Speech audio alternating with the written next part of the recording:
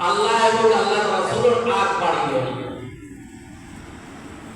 এখন আল্লাহ এবং আল্লাহর রাসূলের যে আগ বাড়িয়ে না কোসাই আল্লাহর আগ বাড়া আল্লাহর হাইতো কে আল্লাহর আগ বাড়ি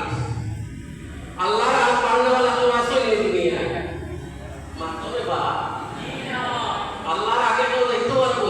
না বুঝা গেল যে রাসূলের আগ বাড়ি রইলো হে আল্লাহ আগ বাড়ি ইয়াদুল্লাহি ফাওকা আইদিহিম और रसूल तुम्हारे हाथों में अल्लाह हाथ तो